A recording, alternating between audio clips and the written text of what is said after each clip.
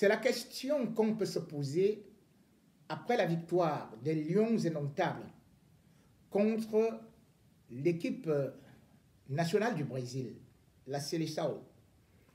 Les Lions indomptables ont donc réussi à vaincre le signe indien en battant un terrible adversaire qui a toujours humilié les Africains à la Coupe du Monde. C'est une victoire honorable, sauf que celle-là coûte l'élimination également. Celle-là ne permet pas aux Lions indomptables de se qualifier pour le prochain tour du mondial. Eh bien, dans de telles circonstances, on pourrait bien essayer de voir si le mondial a été loupé ou s'il a été réussi ou si plutôt c'est mi-figue, mi-raisin. Bien sûr que Samuel Eto'o, dans son ambition, nous avait dit que le Cameroun allait jouer la Coupe du Monde, la finale contre la formation des Lions d'Atlas du Maroc. Et il avait prédit une victoire du Cameroun. Bien évidemment, certains peuvent se moquer de lui, mais sauf que toutes les prophéties que nous faisons ou toutes les ambitions que nous avons ne veulent pas dire qu'on est le plus crétin des crétins. Certains pourraient peut-être se rappeler de très grands joueurs comme Lionel Messi, qui avait promis la Ligue des Champions au Barça devant tout le public catalan, et cette Ligue des Champions n'est jamais venue. Et même quand il est venu à Paris, ça n'a pas été le cas non plus. Cristiano Ronaldo, en arrivant également au niveau de la Juve, avait promis cette coupe-là, la Ligue des Champions. Certainement, c'est pour ça qu'il partait du Real pour ce nouveau challenge au niveau de la Juve. Eh bien, Cristiano Ronaldo, tout comme Messi, n'ont pas remporté cette Ligue des Champions, tout comme étant les deux meilleurs joueurs de l'histoire encore en activité, ils n'ont jamais remporté la Coupe du Monde. On ne pourrait donc pas se moquer de Cristiano Ronaldo et de Lionel Messi qui, chaque année, promettent toujours à leur pays de remporter ce prestigieux trophée. Il faut toujours oser, il faut toujours mettre la barre un peu haut, quitte à ce qu'on puisse échouer et sortir peut-être avec des honneurs. Les honneurs, certains n'en connaissent pas dans la mesure où ils peuvent se moquer de la prestation des Lions indomptables du Cameroun en se disant élimination égale élimination. C'est exactement comme si on disait, en se basant sur Jacques Famondongo, que 32G égale 500 gigas.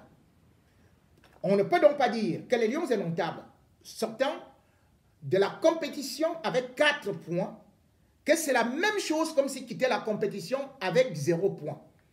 On ne pourrait pas se moquer des Lions indomptables d'avoir été les plus nuls alors qu'ils ont gagné contre l'équipe la plus terrible de ce tournoi, celle qui reste invincible sur une longue série et où tous les joueurs comprennent l'équipe C, B, D, E, Z, tous jouent dans les plus grands clubs européens, tous sont titulaires et quand on essaie de regarder leur valeur marchande, un seul d'entre eux, eh bien, dépasse toute l'équipe du Cameroun selon 37 marques.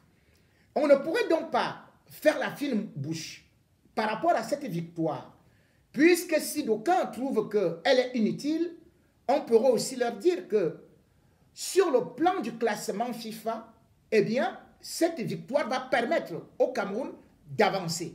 Et quand on avance, bien évidemment, pour les prochaines échéances, on se retrouve finalement en faveur. La preuve, c'est qu'aujourd'hui, les grandes équipes européennes ou encore sud-américaines bénéficient du tirage de la FIFA juste parce qu'au niveau du classement FIFA, ces équipes prennent des points. Que ce soit en match amical ou en match officiel, on prend des points. Et quand on bat le Brésil, qui est numéro 1 au classement FIFA, eh bien ça fait bondir le Cameroun. Et il n'est pas joli d'entendre que le Cameroun ne fait pas partie des 10 meilleures nations africaines. Mais quand le Cameroun bat le Brésil, non seulement le Cameroun fera partie des 4, des 5 meilleures nations africaines, quelle que soit l'issue de la compétition, mais surtout, le Cameroun a réussi à inscrire son nom dans l'annale du football mondial et surtout a réussi à laver un affront qui, depuis des décennies, depuis longtemps que la Coupe du Monde existe, eh bien, le Brésil savait que les sélections africaines étaient juste ses marchepieds, dont le Cameroun, qui d'ailleurs fut humilié en 94, 90, ou même, pas 90, mais en 94, ou encore 2014. Le Cameroun, donc, a souvent eu maille à partir, tout comme toutes les sélections africaines, avec l'équipe nationale du Brésil. Et aujourd'hui, cette victoire mérite un pesant de respect parce qu'on ne pourrait pas dire que le Cameroun, oui, avait trop d'arguments pour pouvoir remporter cette Coupe du Monde. Mais en même temps, on pourrait aussi se dire, si donc vous dites qu'on ne peut pas danser, alors qu'est-ce qu'on dira par rapport aux autres? Puisque on a bien vu l'Iran fêter, et on a même vu que le roi a décrété tout un férié chômé, juste parce qu'ils avaient réussi à battre l'équipe de France. On a vu les Tunisiens fêter au stade, danser, alors qu'ils étaient éliminés, parce qu'ils venaient juste de battre l'équipe de France. Mais si les Camerounais ne peuvent pas être contents d'avoir vaincu le Brésil, eh bien cela veut donc dire que soit ils ne comprennent rien du football, soit alors ils se surestiment parce qu'ils voient peut-être que leur équipe était certainement mieux que les autres équipes qui sont éliminées, telles que la Belgique. La Belgique est numéro 2 au classement FIFA. Et bien sûr, cette Belgique, qui a longtemps été numéro 1, a été éliminée comme le Cameroun au premier tour. Et on ne va pas dire que la Belgique manquait de grands joueurs, tels que Eden Hazard, tels que Thibaut Courtois, tels que Kevin De Bruyne, ou encore même, on pourrait prendre même le vieux Mertens et consorts, ou Lukaku. Ils jouent dans des grandes équipes, mais ils ont été éliminés avec 4 points comme le Cameroun. Et le Cameroun, lui, au moins, a réussi à battre le Brésil. Et au-delà de ça, on pourrait aussi dire l'Allemagne. Alors, que diraient les Allemands? Cela veut dire que leur sélection, leur fédération est la plus médiocre, que leur sélectionneur est le plus con. Cela veut dire qu'ils ne valent pratiquement rien. En 2018, ils sont sortis au premier tour. Et cette fois-ci, ils sont encore sortis au premier tour. Eh bien, si c'était au Cameroun, qu'est-ce qu'on dirait? Le Cameroun, lui, n'était même pas là en 2018. La faute à qui? Pas à Rigobert Song. Il n'était pas sélectionneur. On avait bien des sélectionneurs qui venaient toujours de l'autre côté. Mais ils n'ont pas réussi à qualifier le Cameroun à la Coupe du Monde. On avait bien des sélectionneurs qui venaient de l'autre côté. Lorsque le Brésil, en 2014, nous infligeait un sévère 4-1. Et alors, qu'est-ce qu'il faudrait donc dire aujourd'hui? L'équipe du Cameroun, qu'elle n'a pas mérité, elle a mérité. Et bien sûr que beaucoup aujourd'hui peuvent critiquer cette équipe-là parce que disant qu'elle avait du potentiel. Le potentiel, oui, mais en même temps, il faut savoir que c'est une équipe du Cameroun qui venait de se découvrir. Et Rigobert Song a réussi à prendre une équipe du Cameroun qui était incapable de battre les Comores. Pour y parvenir, il fallait profiter peut-être des tests Covid pour passer. Mais néanmoins, lui, il a réussi à qualifier cette équipe des Lions indomptables pour la Coupe du Monde, là où se trouvent les 32 meilleures nations du football. Il faut déjà féliciter Rigobert Song par rapport à ce travail. Et maintenant, lorsqu'on essaie de regarder ce qui s'est passé sur le stade, bien évidemment, nous avons porté critique, moi en premier, à Rigobert Song, de n'avoir pas sélectionné Ngada, et bien sûr aussi certains autres joueurs. Mais il savait ce qu'il allait faire. Aujourd'hui, bien évidemment, tout le monde qui est devenu sélectionneur sur Facebook ou alors tout le monde qui est devenu sélectionneur sur les bars est en train de dire « Oh non, en réalité, on avait une formidable équipe. Il fallait aligner vraiment cette charnière-là au début. C'est Rigobert Song qui nous a tués. Il fallait mettre Wo, il fallait mettre Bossé, il fallait mettre tel autre, il fallait mettre ceci et cela. Oh, on doit... Ah, non, on en a, il avait raison. » Soyons sérieux, les gars. Nous sommes devenus des sélectionneurs. On avait Antonio Conceição. Et il y avait bel et bien Christopher Wo, qui jouait déjà en Ligue 1. Qui a sélectionné Christopher Wo? Quel est le Camerounais qui avait demandé qu'on sélectionne Christopher Wo? Eh bien, personne. On ne le connaissait pas. Rigobert Song est donc celui qui a sélectionné Christopher Wo. Vous ne pouvez donc pas subitement dire qu'on en avait raison. Ce n'est pas Onana qui l'a sélectionné. Ce n'est pas Onana qui a sélectionné Enzo Ebosse. C'est Rigobert Song. Jamais Antonio Conceição ou un autre sélectionneur ne les avait pris. Vous ne pouvez donc pas dire que Rigobert Song sélectionne des joueurs et vous dites que c'est Onana qui avait raison. Vous ne pouvez pas dire que Rigobert Song a laissé certains autres. Et finalement, vous dites que non, il fallait tel ou tel qui aurait pu être excellent. Nous avons été, bien évidemment, nombreux à déplorer ce qu'on pouvait dire l'absence de Onana. Ou encore, la sanction qui a été infligée à Onana. Beaucoup prédisaient, tel le prophète de Malaki, que bien évidemment, cette équipe du Cameroun allait prendre une raclée face à l'équipe du Brésil. Mais qu'on soit clair aujourd'hui, eh bien, le gardien calendrier qu'on disait être a donc profité pour démontrer qu'il méritait au moins une place ou qu'il avait une chance de pouvoir représenter valablement du Cameroun. Eh bien, jamais on n'avait vu un gardien effectuer autant d'arrêts face à une terrible équipe du Brésil. Oui, 7 arrêts, dont 7 à l'intérieur de la surface de réparation. Et au-delà de ça, même au niveau du jeu de pied, on a constaté que lui également, il parvenait sur les 37 passes qu'il a eu à faire, il a réussi 27. Il a réussi à donner de la profondeur à l'équipe des Lions indomptables du Cameroun.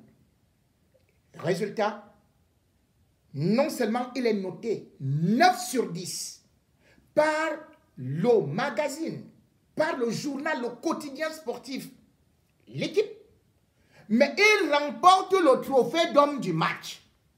Dites-moi donc, est-ce que vous vous rappelez d'un gardien camerounais qui a remporté le trophée d'homme du match à la Coupe du Monde?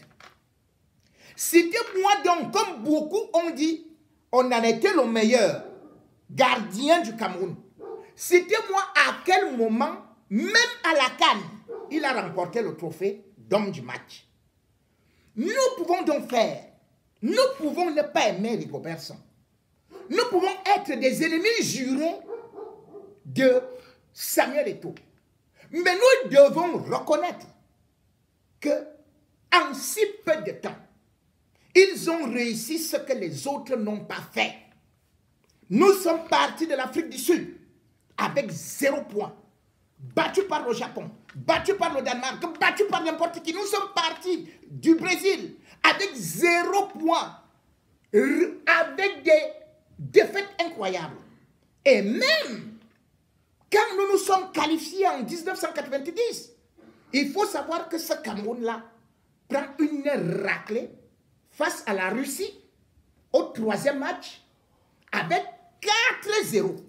On avait encaissé 4-0.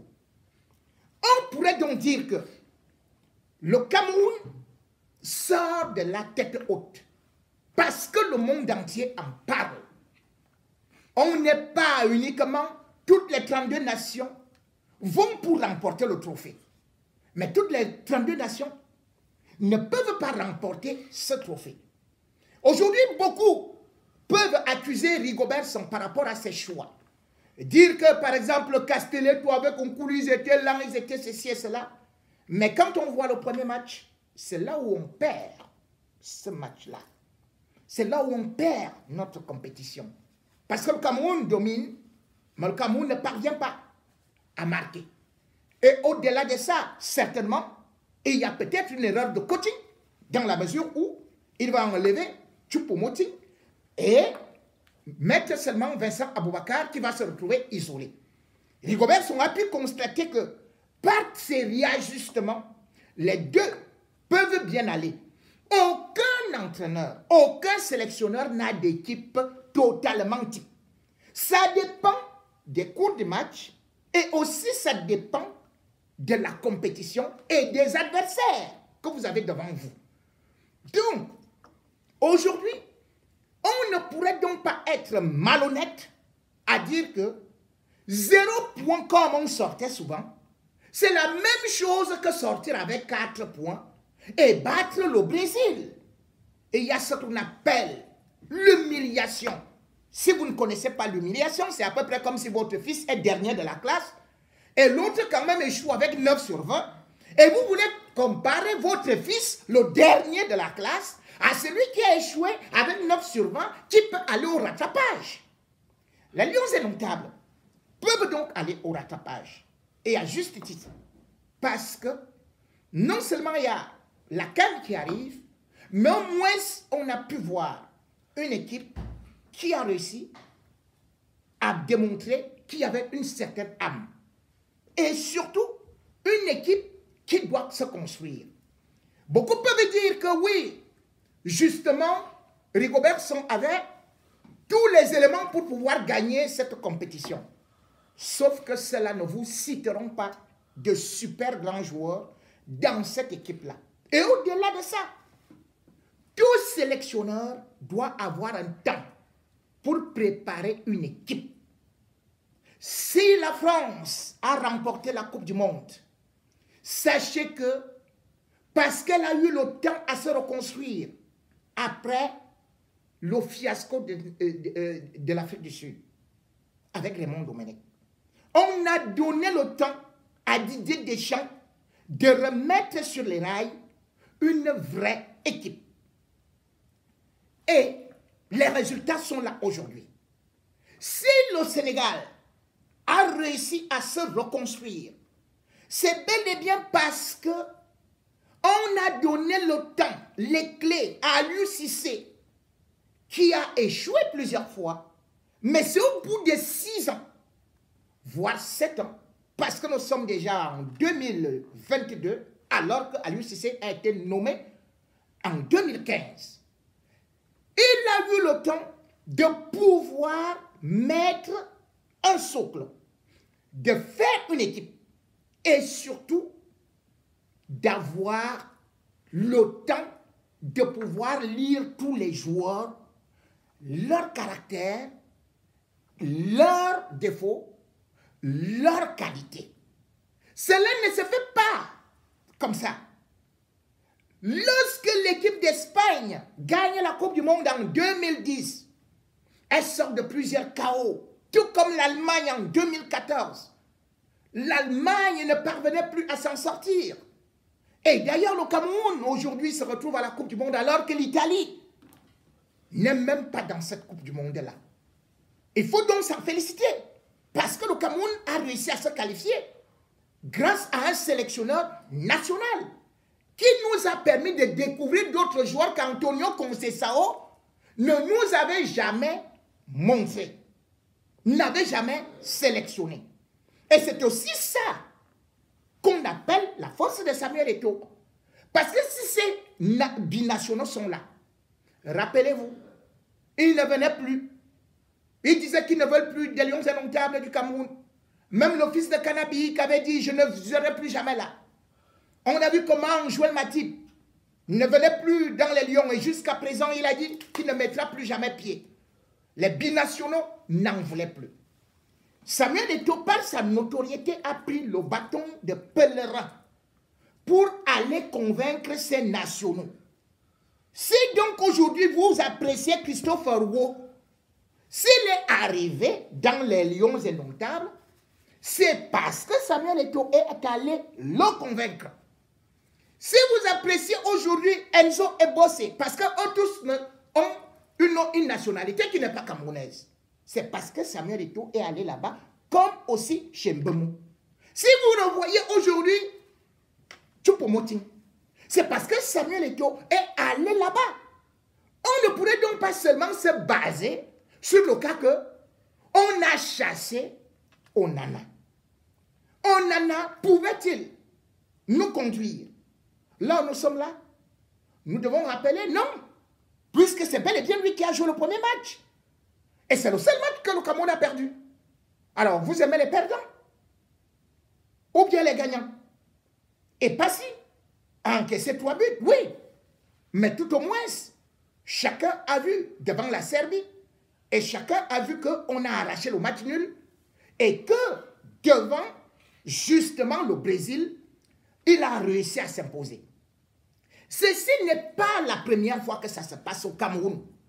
C'est seulement que les gens qui n'ont pas la culture sportive ou qui se déclarent aujourd'hui journalistes sportifs sur Facebook, réseaux sociaux ou sur des plateaux télé au Cameroun ont oublié que même en 90, quand Thomas Nkono fait une excellente Coupe du Monde, c'est parce que justement, Bel Joseph Antoine, qui était dans les Girondins de Bordeaux, a merdé.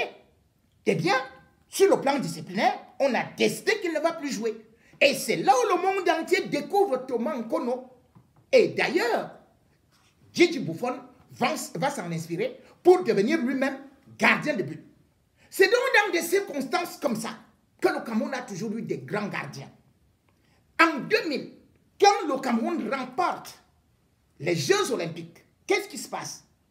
Eh bien, on y va avec une équipe qui est composée de Bokono comme titulaire gardien de but. Et c'est pour ça que je suis surpris aujourd'hui que Jean-Paul Akono puisse critiquer un autre sélectionneur. Et pourtant, on l'avait critiqué lorsqu'il avait décidé de se débarrasser de Bokono, qui était le titulaire des Lions aux Jeux Olympiques de 2000. À la tête, il y avait bien sûr les Samuel Eto'o et Mboma. Mboma aurait bien voulu qu'on joue peut-être avec Bokono, mais par la suite, Akono a dit, je ne peux pas continuer avec lui. Il a donc dit, je vais lancer un jeune. Tous les Camerounais l'avaient critiqué. C'est là où on découvre Idriss Carlos Kameni. Il avait 16 ans. Et il va sortir un match de ouf contre le Brésil. Et justement, puisque c'est l'histoire qui se réécrit, qu'est-ce qui va se passer? Eh bien, le capitaine de Lyon, ce jour-là, c'était le 23 juin 2000, eh bien, qui s'appelait Jérémy Ndita. Il va commettre 2 fautes, exactement comme Aboubacar Vincent, après avoir reçu le premier carton jaune. Deuxième carton jaune, il est expulsé. Entre-temps, Mboma avait ouvert le score. Ronaldinho va égaliser. Je dis bien, c'était l'équipe du Brésil. Et par la suite, on va même constater que le Cameroun aura une autre exclusion. Et le match va en prolongation. Le Cameroun joue donc à 9 contre 11 face à l'équipe du Brésil qui va buter devant un petit gardien qu'on appelait Idriss Carlos Kameni qui va tout arrêter. Et finalement, lorsque nous étions à la 113e minute, c'est là où un certain Bami va décocher un tir. Un tir. Et boum, le Cameroun gagne le Brésil sur ce qu'on appelait le but d'or. Samuel Eto'o était là. Et bien sûr qu'en finale, le Cameroun va gagner contre l'Espagne. Des gens comme Iniesta qui vont remporter plus tard la Coupe du Monde. Ces gens-là ont été battus par le Cameroun avec un petit gardien qui deviendra plus tard grand. Et passé hier, on ne le connaissait pas. Lui également, il a joué dans des CFA et consorts. Mais aujourd'hui, on a pu voir que c'est pendant ces moments-là qu'on découvre les grandes équipes du Cameroun. Alors, beaucoup également peuvent dire, dans leur malhonnêteté, mauvaise foi, que lui, l'équipe du Cameroun avait le potentiel. Il continue à le dire. Nous disons encore une fois, on a vu des joueurs qui n'étaient pas d'une certaine capacité, ne serait-ce que sur le plan offensif ou défensif. Que ce soit Karl Toko Ekambi, en baisse de régime, ou encore quelqu'un même comme Gamel qui l'a remplacé, ou même Bemo, ils ont été décevants. Et que dire alors au milieu du terrain avec Zambouanguissa, qui justement n'a pas été à la hauteur de tous ces 3 matchs où il était quasi absent, refusant même de faire certains efforts défensifs et où il est impliqué justement sur un but, voire 2, contre la Serbie. Voilà donc des métronomes qui peuvent décevoir. Parce que quand on a du melon, quand on a une grosse tête, on ne peut pas faire gagner une équipe. Et c'est ce qu'il faut que les Camerounais comprennent, que nous comprenions. Ce n'est pas une foultitude de stars, de méga stars, qui fera de telle sorte que nous puissions remporter des matchs.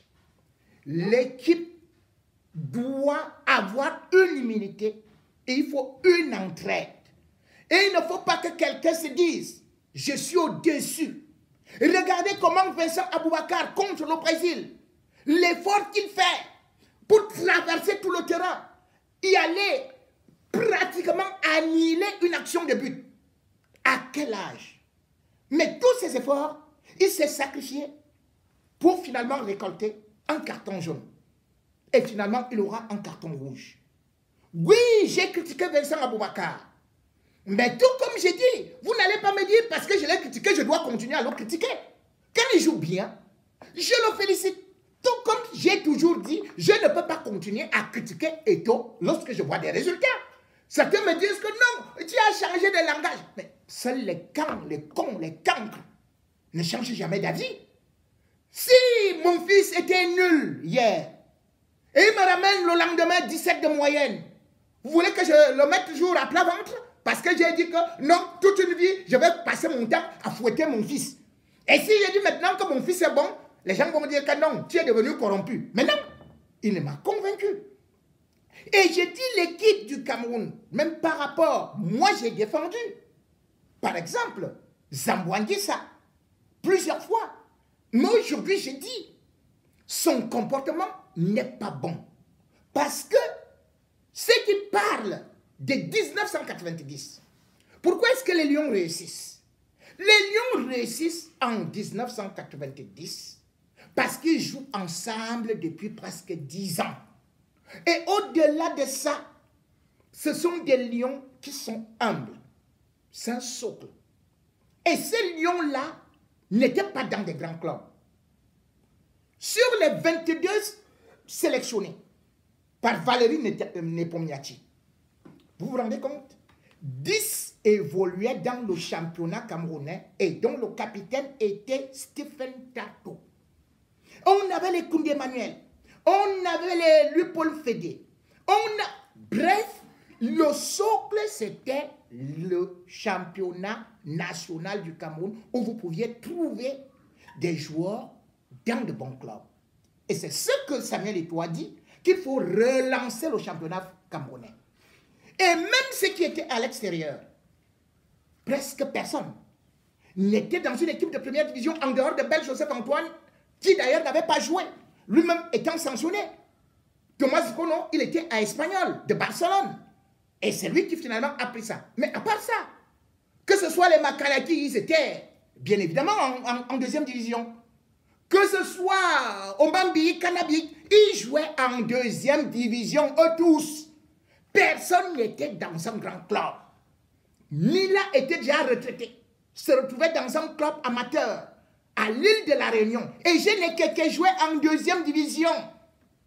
Mais ces gens-là sont allés jusqu'en quart de finale et ont menacé d'éliminer l'Angleterre. Parce qu'il y a eu un travail de fond. Et c'est à ce niveau que je peux être d'accord. Que ce soit avec Rigobert Song ou Samuel Eto'o qui disent que le travail pourra porter pour 10 voire 15 ans. En football, il faut savoir semer, donner un esprit, une ligne de conduite et surtout, comme j'ai dit, une discipline. Et c'est cette discipline que j'ai dit, elle doit être non négociable. Certains ont dit qu'il fallait garder Onana parce qu'il sait trop bien jouer. Mais il sait jouer sur Instagram. Parce qu'il y a quelqu'un qui me disait que chez lui là, dès qu'il voit la balle, il fait comme ça, là, il tourne comme ça là. Il prend la photo, il met sur Instagram. Allez, la balle vient comme ça, il plonge comme ça, il met sur Instagram. Allez, dès qu'il dribble quelqu'un là, il met sur Instagram. Les petites filles viennent applaudir. Nous ne voulons pas du football spectacle. Nous voulons du sérieux avec des gens dévoués et non des gens qui viennent dans l'équipe du Cameroun comme des touristes. Les touristes dans la sélection, ils en existent depuis. Et il faudrait les bannir à jamais. Je le dis, c'est Dieu qui a fait que les Camerounais voient Epassi. Si Epassi aurait été nul ou même aurait encaissé un seul but, j'imagine tous les couplets cocoricotants que ceux-là qui sont adeptes du dénigrement devaient venir chanter pour dire que Onana était vraiment le meilleur. Mais aujourd'hui, on a découvert qu'il n'est pas indispensable. D'autant plus que les Camerounais ont oublié que le même Onana nous avait plaqué à la CAN 2017. Ils étaient 7. Et c'est là où Dieu a démontré qu'ils avaient tort de refuser leur pays. Ils avaient privilégié leur club. Ils n'étaient pas des patriotes. On en avait privilégié l'Ajax. En fin de compte, on avait brillé à la CAN 2017. À côté de ça, n'oubliez pas que Zamboanguissa, il était à cette époque-là à l'OM. Il avait refusé la convocation des Lions. Tout comme Ablida, le même Zamboanguissa, avait refusé de se rendre au Cameroun ou bien en Algérie en disant qu'il y a eu une blessure. Comme exactement on en a. Une blessure qui n'avait été constatée ni par les médecins de son club, l'Olympique de Marseille, cette fois-ci le Napoli, ni même les médecins camerounais. C'est quand le Cameroun est maintenant qualifié que les Camerounais sortent, wow, vraiment, c'est Zamboanguissa qui est le meilleur, qui est ceci. Mais contre l'Algérie, si on était éliminé là, qu'est-ce qu'il devait faire? Rien du tout. Il devait continuer avec son club. Et il n'était pas le seul. Certains, que sont-ils devenus? Savez-vous qu'Ndi Asembe, en 2017, devait être gardien des buts des Lions? Et il jouait à Nancy. Il avait dit, je privilégie mon club. Qu'est-il devenu? Ah oui. Savez-vous qu'il y avait un certain Amadou qui joue à Lille? On lui a dit, viens jouer pour ton pays. Et il avait dit, moi je ne viens pas là-bas. Je privilégie mon club. Savez-vous qu'il y avait un certain Maxime Poundje qui jouait à Bordeaux, qui avait été convoqué?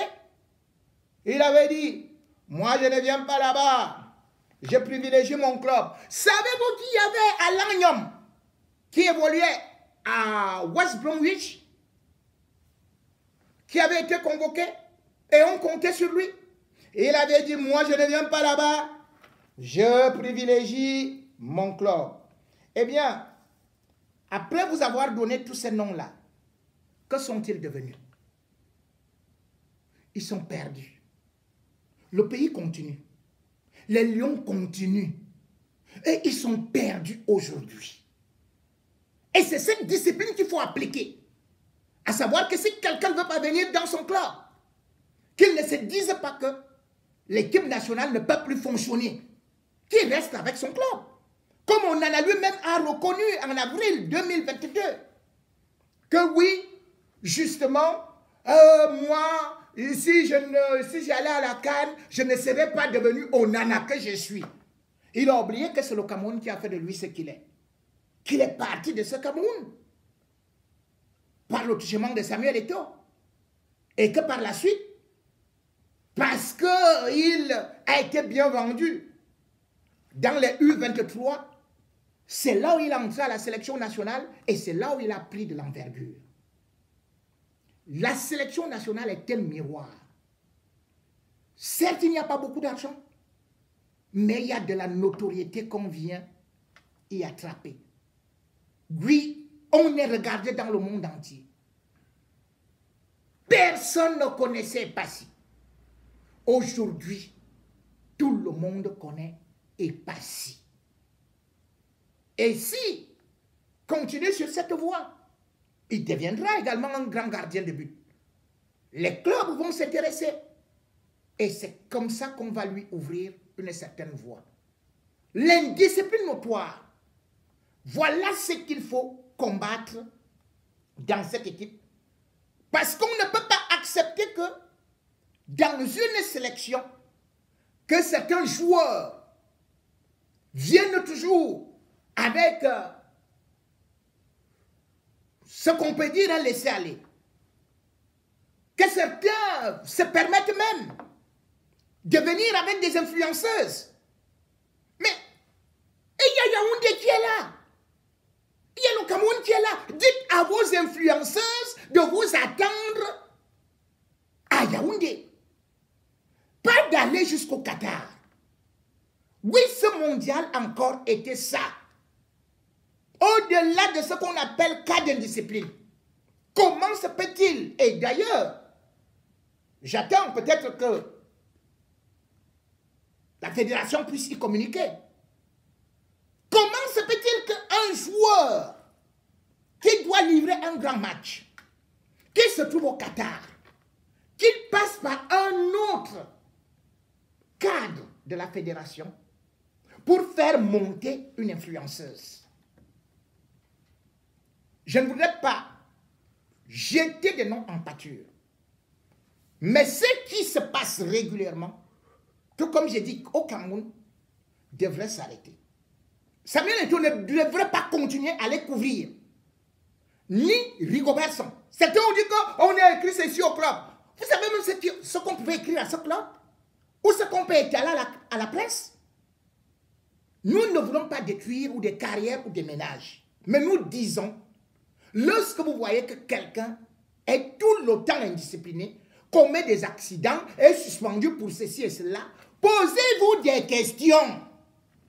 Ne dites pas que wow, comme Samuel Eto'o était désordonné, et il faut donc continuer. Alors, comme Samuel Eto'o était désordonné, vous avez vu que ça a marché?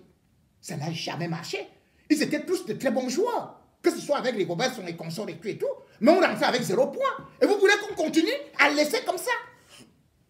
Le pire, c'est que les gens qui devraient donner l'exemple, les membres du gouvernement, eux-mêmes transforment le mondial en une vaste campagne de prostitution, de recrutement des filles de joie.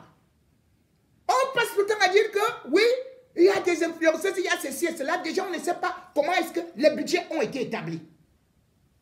On se retrouve avec des influenceuses qui sont dans des villas et qui quittent ces villas-là, qui s'en vont maintenant retrouver les membres du gouvernement, les hauts cadres des ministères ou à carte hôtel et d'autres dans des villas. Vous connaissez combien ça coûte? Très cher à l'État. On vous a parlé que la Fédération camerounaise de football a demandé un crédit. Un crédit pour les Lions indomptables. Hein.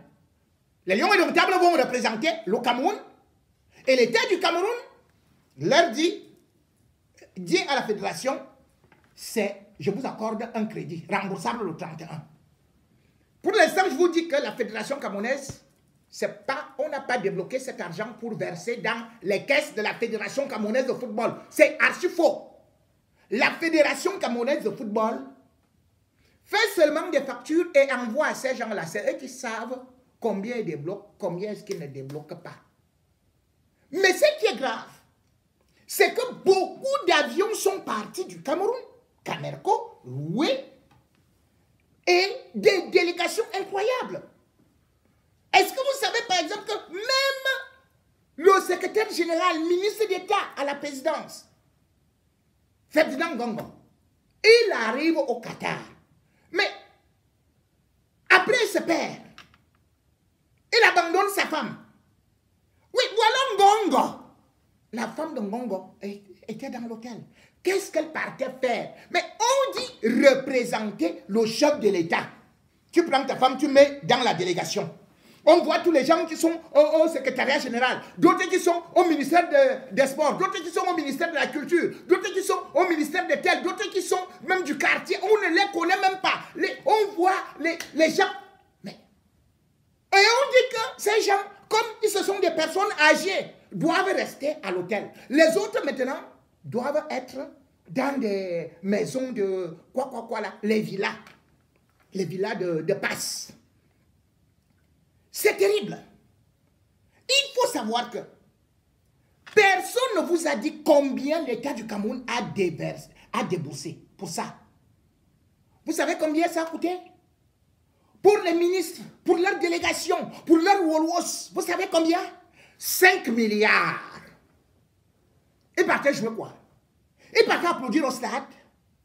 Vous les avez vus? C'est Ngando et quelques 6 membres qui étaient là, qui étaient pris en charge par la FECAFOOT. Et au-delà de ça, ils font semblant que c'est eux qui ont payé ça. C'est pas eux. Le Qatar prenait en charge pour chaque délégation 52 personnes. Parce que ce n'est pas un pays du football. Ils se sont dit, en faisant que chaque délégation, chaque équipe qualifiée vienne au moins avec 52 personnes, eh bien, il y aura quand même de la présence dans les stades. Donc, ces influenceurs, certains étaient pris en charge. Je ne voudrais pas les citer, vous les connaissez. Et d'ailleurs, vous avez vu un qui jouait bien à la guitare, là, il est excellent. Et tout, il a bien vendu l'image du Cameroun. Mais en même temps, on a vu les Ngando se plaindre, qui n'avaient rien à manger. Mais comment vous voulez que l'État du Cameroun développe 5 milliards pour des fonctionnaires? On ne dit pas au peuple camerounais. On dit tout simplement, on a prêté l'argent à la FECAFOOT, ils vont rembourser. Les fonctionnaires là vont rembourser quand? Qu'est-ce qu'ils faisaient dans des hôtels avec les influenceuses, avec les filles de joie? Mais c'est pas possible. Un mondial, ils vont plein comme ça, tu ne sais même pas quel est le rôle de tel, quel est le rôle de tel autre. Et c'est la même chose qui s'est passée pendant la CAN. Vous savez que pendant la CAN, jusqu'à présent, les stadiers ne sont pas payés. Ils demandent 200 000 francs. Mais qu'est-ce qu'on a vu? Le ministre des Sports a eu à recruter les influenceuses. D'autres sont venus ajouter ceci et cela. Et il y a une là, qu'on appelle... bon, je ne donne pas son nom. Vous savez combien elle a eu pour la CAN? 90 millions de francs CFA. Qu'est-ce qu'elle a fait? Qu'est-ce qu'elle a fait? Rien. Donc, signe comme ça, là, non, voilà, donnez-lui 90 millions. Pour rien. L'autre s'appelle Nathalie. Bon, je ne parle pas. On dit, bon, elle a fait 2 postes. Allez les Lions. On signe 75 millions. 75 millions. Parce qu'elle a écrit Allez les Lions. Voilà. Hein. L'autre, c'est... Je crois que c'est lui qui a même un peu travaillé, là, Steve Fa. C'est lui qui a moins eu. Hein, parce que je crois que Steve Fa... Tu as eu combien, là, Steve? C'était 65 millions. Si je vous cite les noms des gens qui bouffent l'argent, qui viennent de bouffer l'argent du mondial, de la CAN, qui sont partis au mondial, les joueurs jouent. Et pendant ce temps, d'autres qui se disent que oh, comment on peut donner l'argent aux joueurs qui courent derrière le ballon? Mais non, les joueurs gagnent leur argent. Cet argent est donné par la FIFA. Et puis l'État du Cameroun, qui doit financer le sport, en même temps prélève encore cet argent. Et l'argent sort des caisses de l'État pour financer les déplacements des ministres, des hauts fonctionnaires, machin, tout. Professeur Amara, pardon. Je ne te cite pas, puisque tu n'étais pas seul. Moi, je devrais dire, on ne peut pas profiter de la Coupe du Monde pour essayer de demander aux autres les comptes. Demandez les comptes à votre gouvernement, à vos ministres. Qu'est-ce qu'ils faisaient là-bas? Quel était leur rôle là-bas? Quel était le rôle de leurs femmes et de toutes les influenceuses là-bas? Vous les avez vus où? Mais si vous connaissez seulement les sommes faramineuses qui ont été débloquées,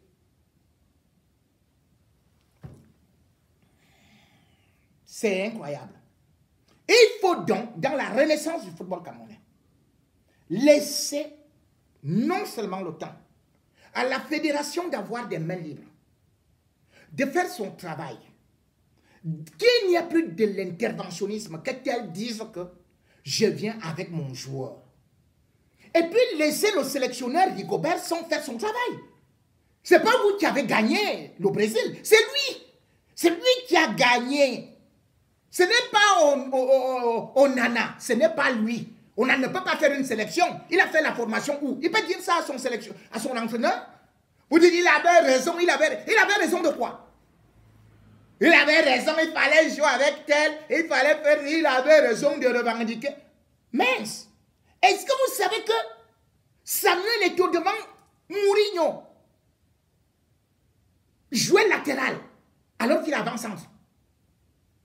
Mourinho lui a dit contre le Barça que les petits, tu te mets là comme latéral, tu vas barrer. Parce qu'on a gagné au match aller 3-1. Maintenant, on a une infériorité numérique. Nous sommes en train d'être battus 1-0. Il faut cadenasser. Samuel Eto'o était latéral. L'un des meilleurs buteurs de tous les temps. Mais il savait, c'est ça la mise en place tactique. Mais si Mourinho est donc avec Onana va dire non. Un attaquant ne peut jamais jouer latéral. Vous avez pu voir l'équipe de France. A mis, bien sûr, un milieu du terrain, Kamavinga, comme latéral. Alors qu'il est milieu de terrain, au niveau du Real. Chaque entraîneur a sa tactique. La France a gagné la Coupe du Monde sans un seul latéral. Didier Deschamps a décidé de jouer avec des défenseurs centraux. Il a gagné. Et nous avons fermé nos bouches. Tout comme Cantona n'était pas à la Coupe du Monde quand, bien évidemment, Aimé Jacquet avait remporté ça. Il a dit, je ne prends pas de Cantona. Qu'on ne dise donc pas que tel jour a manqué, il fallait faire ci, ça aurait pu faire ça, si on était si. Non, depuis que les autres sont là, depuis que vous êtes des grands sélectionneurs là, allez aussi passer d'abord les diplômes de sélectionneurs. Et puis venez nous montrer ce que les autres ont fait de bien. Pour l'instant, je dis, le Cameroun est parti de cette compétition. Mais il y a ce qu'on appelle tomber avec honneur. C'est comme si vous me dites, un voleur qui est attrapé dans une maison et assassiné équivaut à un héros qui est mort pour sa patrie. Parce que vous allez dire que mort égale mort. Dans ce cas, il n'y aura plus de héros.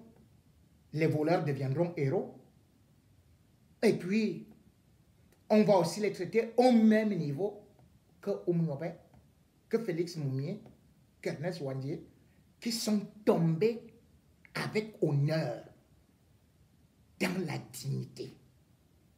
Et ces lions-là peuvent se construire pourvu qu'on leur accorde du temps.